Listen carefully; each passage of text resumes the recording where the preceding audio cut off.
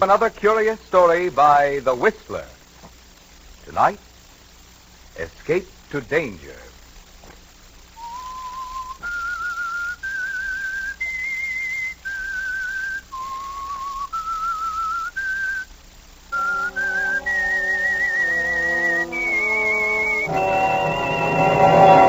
I am the Whistler, and I know many things, for I walk by night. I know many strange tales hidden in the hearts of men and women who have stepped into the shadows. Yes, I know the nameless terrors of which they dare not speak.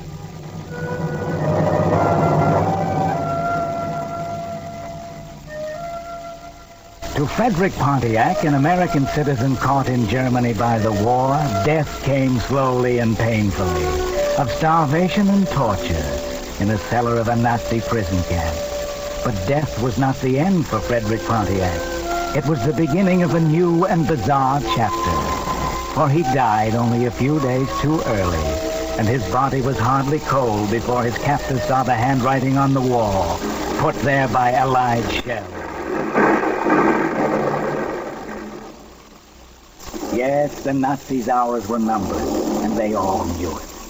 And that was when a plan was hatched in the brain of Commander Ernst von Muller, commandant of the prison, a man high on the list of war criminals. Where is the man, Doctor? In the cellar. He died last night.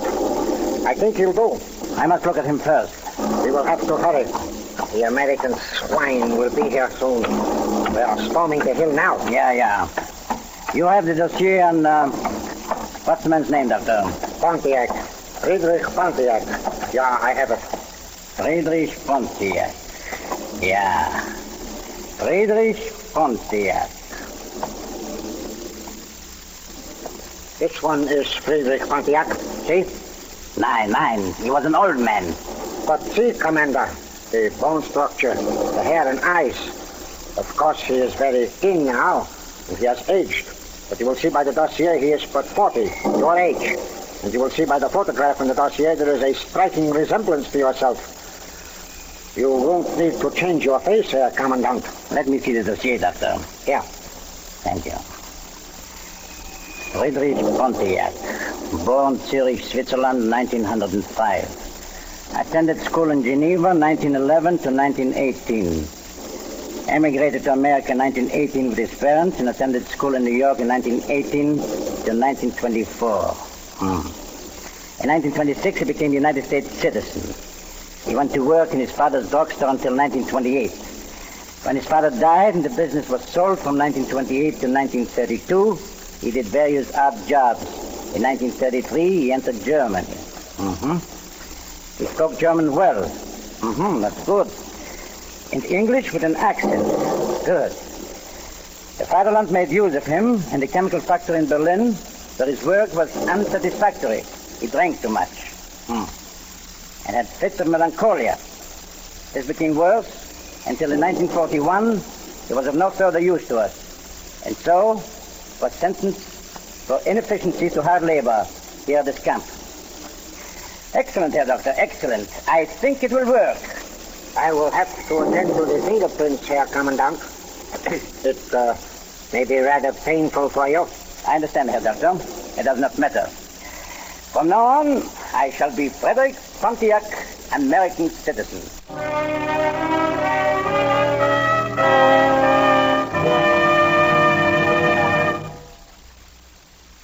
And now, back to the Whistler.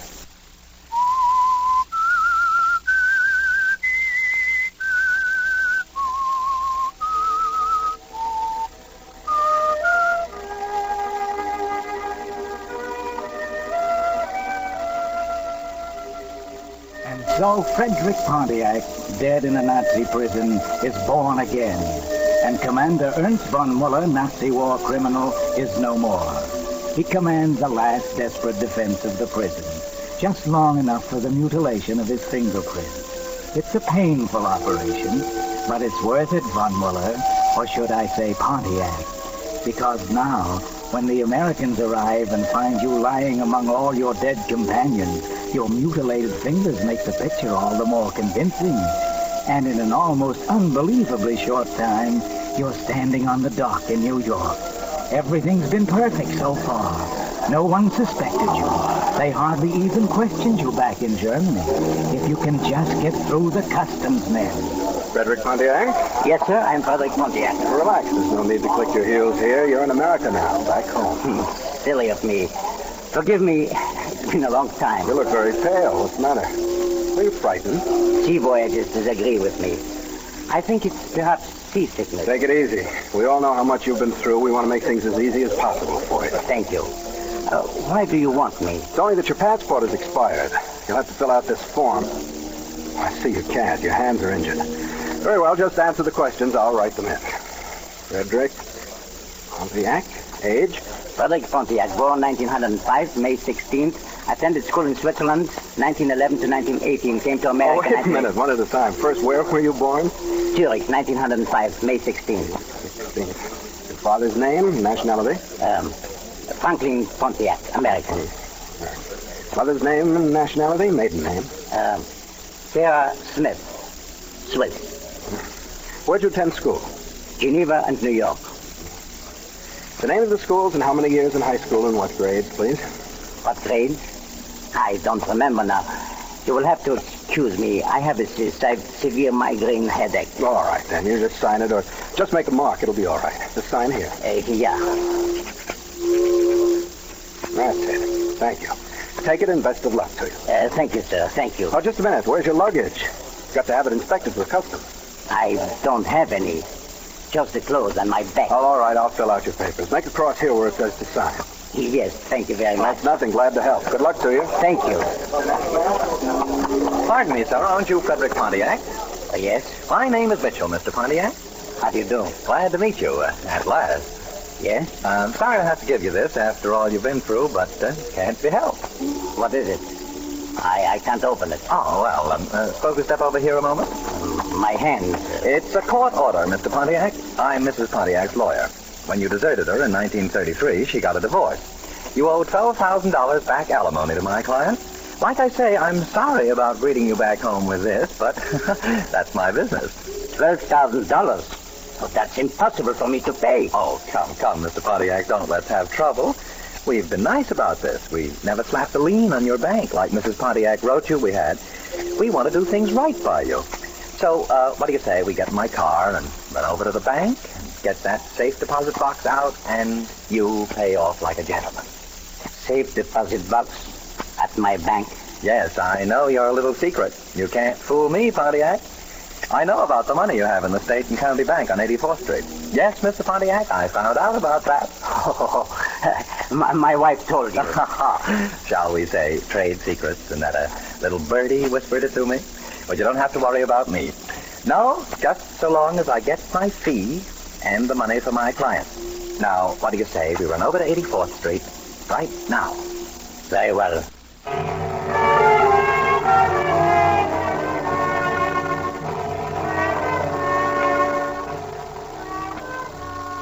For a minute you thought you were found out. But no, Mitchell thinks you are Pontiac. So you entered the lawyer's long, sleek black sedan and settled back in the soft upholstery. You ought to be happy, Von Muller. This man you have so cunningly changed places with has money in the bank that he kept secret. Isn't that fortunate? Why are you so worried as you drive to 84th Street? Could it be the wife you didn't know about? And as you stand in the magnificent, opulent interior of the bank manager's office, why do you feel the butterflies fluttering in your stomach and a panicky urge to escape? Good afternoon, gentlemen. This is Mr. Frederick Pontiac, Mr. Crane. How do you do? How do you do, Mr. Pontiac? Mr. Pontiac has a safe deposit box here. Been here since 1933. Been in Europe since that date. Had quite an ordeal. Was in a German concentration camp. How dreadful for you, Mr. Pontiac. I've read about these places. Glad you got out all right. Thank you, Mr. Crane. Now that he's back, Mr. Pontiac would like to open his safe deposit box. Oh, certainly. You have the key, Mr. Pontiac? The key? Oh, no. They took everything from me. Well, do you remember the number? Yes, the number, You haven't forgotten the number, have you? I'm trying to remember my memories and what it was since... Oh, of course. Well, I can look it up in my file here. In the meantime, perhaps you'll sign this form? Yes. You see, my hands have been injured, but I'll do the best I can. Oh, yes, I see. Have you some other means of identification? You see, I wasn't manager here in 33. I suppose I could get Miller over. He was manager here in 33. He'd remember you. Remarkable memory that man has. Never forgets a face. Nobody could fool him. It's just a formality. You have your passport, haven't you, Mr. Pontiac? Oh, yes, of course. Well, that's enough, isn't it, Mr. Crane? You can check on that. Yes, I think in this case we can make an exception. Here it is. Yes. You've aged since this photo was taken, haven't you? It's an old photo, yes. Well, that seems all in order. I think you can have your deposit box, Mr. Pontiac. It's number 173. Will you step this way, please? Thank you.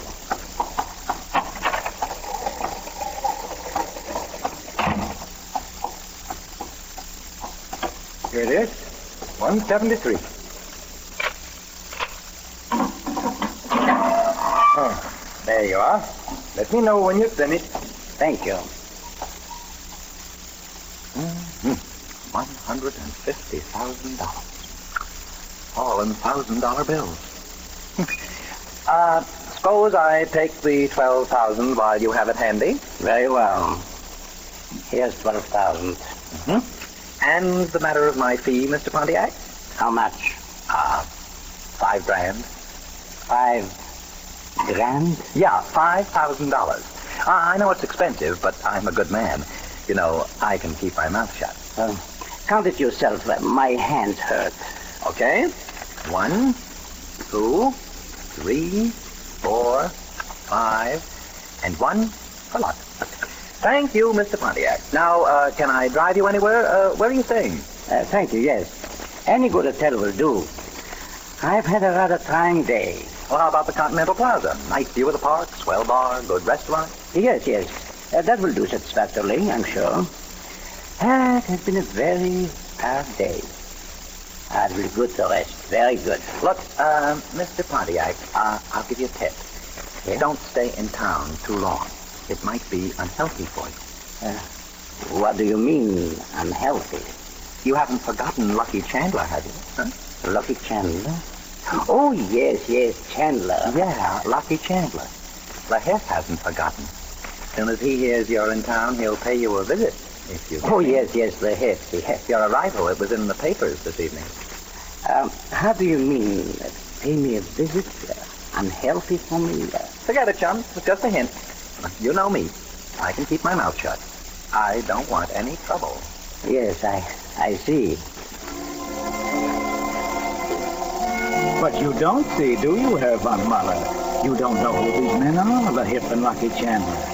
What does Mitchell mean, unhealthy? You don't know, do you? But you're too tired to worry now. So you go to your hotel suite and fall into a fitful sleep. And in the morning? How can that be? How can that be? Yes? What is it? Good morning, Mr. Pontiac. I was calling to let you know your wife is on her way up to your room. My wife? Yes, sir. Mrs. Pontiac is on her way up. Yes? Who is it? It's me, Gloria, your ex-wife. Remember me? You can't come in. Oh, Freddie, don't be silly. I only wanted to say hello and take a look at you. Get away. I order you out. I just wanted to say I'm sorry about the Mitchell greeting you with the court order. It wasn't my idea. Out, I say. Get out. I don't want to speak with you. I don't want to see you. Get out. Now, look, Freddie, don't push me. I don't said want- get out. And stay away from me. Well, what's the matter with you? Are you sick? Change. Go away. All right. I'll be back, Freddie. I'm worried about you.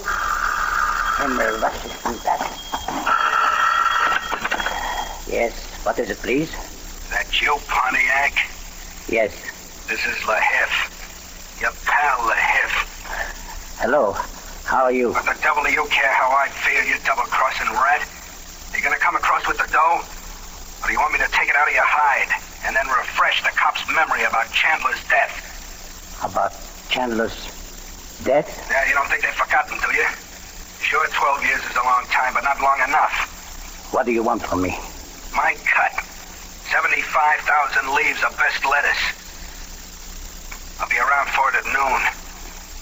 You see you have it there. Hello. Hello. Hello. Hello. Refresh the cop's memory about Chandler's death. Gott im Himmel. Pontiac killed him. Yeah, that's it. Pontiac was a murderer. Now, I'm Pontiac.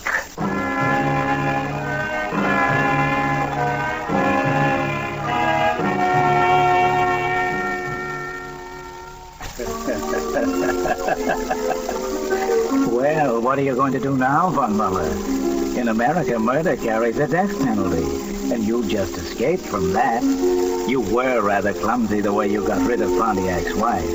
You must be more careful how you deal with Lahith. He must be gotten rid of also. He is a very real danger to you, Von Muller. So you work out a plan quickly. You go out to the drugstore, purchase some rat poison and some liquor. When you get back, you mix a drink and wait for Lahith. It's noon now. And you look from the window across Central Park and watch the traffic creeping below and wait. You know it won't be long now. Come in. Good morning, Mr. Lahith. Never mind the formalities, Pontiac. What's the idea of having the blinds drawn? Oh, you'll excuse it, I'm sure. I have a severe headache. I can imagine. Will you join me in a little drink? It's a long time since we met. Quit stalling, Pontiac. It came from my money. Hand it over. Of course. Here you are. I have it ready for you. Count it. I won't bother to count it. It better be right. There's $1 missing. Oh, I wouldn't take that chance. Here's a brandy and soda. Come, let's drink to the future and let bygones be bygones. I wouldn't drink with you. All I want from you is what I have coming, nothing else. Goodbye, Mr. Double-Cross Pontiac. But wait, please.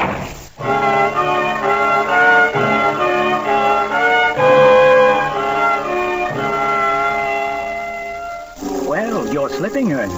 Things aren't going exactly right, are they? You had him right in your net, and then he walked out with the bait. And now what? Pontiac double-crossed him. Maybe now he'll double-cross Pontiac. You. He didn't go to the police before because he wanted the money. But now, he may be on his way there now. You've got to do something. Quick, Ernst von Muller. Hurry. Look in the phone book. Then call. Worldwide Travel Agency, good afternoon. My name's Pontiac, Frederick Pontiac. I want a seat on the plane to Argentina as soon as possible. I have to get there at once. It's very urgent. Yes, sir. Travel's pretty heavy, but I think we can arrange that. Do you have your visa? Visa? No. Get me one. That takes about 1 month, sir. Well, Mexico. Do I need a visa for Mexico? No, sir. Not if you're a citizen of the United States. Are you? Of course I'm a citizen. Well, we can arrange that if your passport is in order. It's run out. They are sending me a new one. You should wait until you receive the new one. How long will it be before they send it to me? About a month as a rule. Can't I go without and they send it on to me? Yes, that could be arranged, I think. I'll call you back when I've made inquiries, Mr. Pontiac.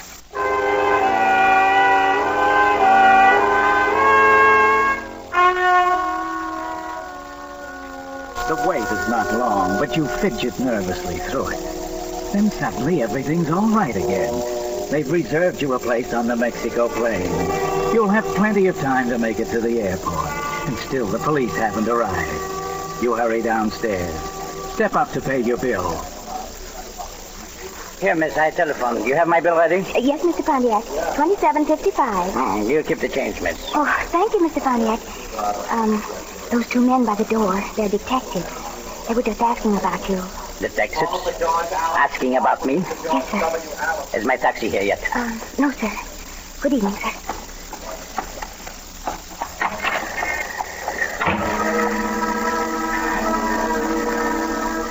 Lahith has told the police. Yes, he's told them about Pontiac. But they won't stop you now. You've come too far to be caught. You only have to lose those detectives. And then Mexico City. You'll be free, able to start all over again without Pontiac's stupid involvement. Shouldn't be hard. There must be a way. You can't stay here to die for Pontiac's crime. Hurry, Ernst. Hurry.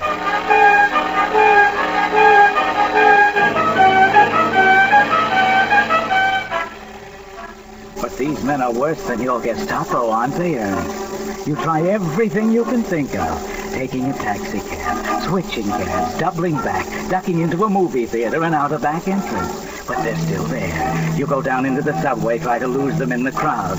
They're still following you. You can't get rid of them. And suddenly the panic begins to grow. It's almost time for the plane to leave. You've got to get to the airport. Maybe you can lose them there. Maybe.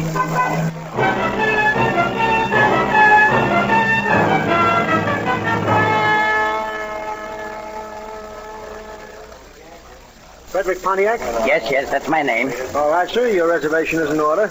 Now, if you'll leave your bag here, we'll check it. I'll just carry it with me. Oh, I'm afraid we'll have to weigh it anyway. You may as well leave it here. There'll be a short wait before you can board the plane. A wait? Yes, sir. We'll call you when it's ready.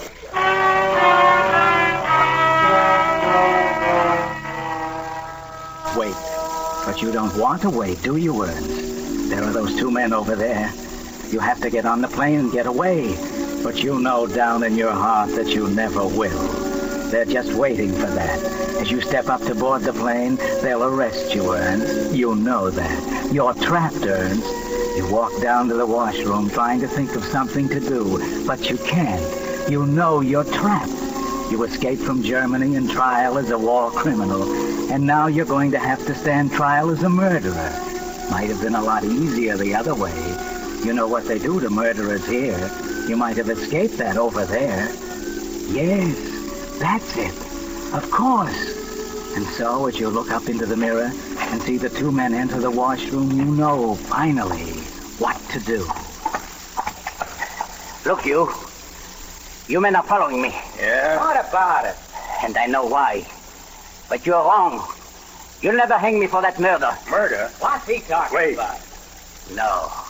No, you don't trick me that way. You know what I'm talking about. But you will never convict me of a murder. Because you're after the wrong man. I am not Frederick Pontiac. No? No, you must believe me. I'm not Frederick Pontiac. Then who are you? I'm Ernst von Miller. Commander Ernst von Miller of the German Navy. I escaped from Germany as Frederick Pontiac. But Frederick Pontiac is dead. You don't believe me. But you must. Take me to the military authorities, the federal police. But not for murder. I'm only an escaped prisoner of war. I can prove it, I'm sure. Yeah? Okay, brother. You just might be telling the truth. Maybe you'd better come along with us.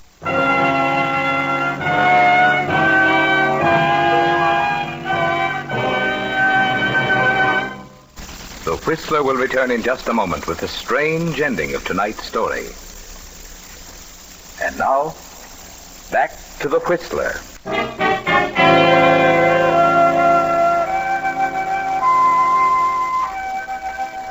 Well, Ernst von Muller, you gave yourself up. Yes, you'll go back to Germany to stand trial as a war criminal.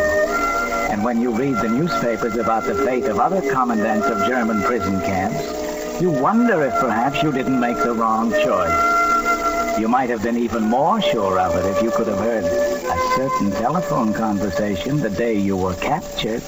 Miss Reagan? Mrs. Pontiac? This is Reagan. Oh, the private detective I hired. Yes. I've got plenty to report, Mrs. Reagan. We tailed your husband like you asked us to. You were right. Oh, yes? Yeah, there was something screwy about him. He wasn't your husband at all. What? And we tailed him to the airport. He was just about to leave for Mexico. What? I'll never know why he didn't. That would have been the end of our case. But just before the plane was to leave, he surrendered himself to us. Who could it have been? He was some German Navy officer, escaped and masquerading as your husband. Did he say anything about my husband? Yes, he said Mr. Pontiac died in his prison camp. So that's it. Yeah. Another thing I'll never be able to figure out was he kept talking about a murder. Said we wouldn't pin a murder rap on him because he wasn't Pontiac. You know what he was talking about? I have no idea. No, I haven't either. I thought the only thing Pontiac was mixed up in was that racetrack scandal back in 1933 when Lehiff went to prison for poisoning a horse, the odds-on Derby favorite. Lucky Chandler.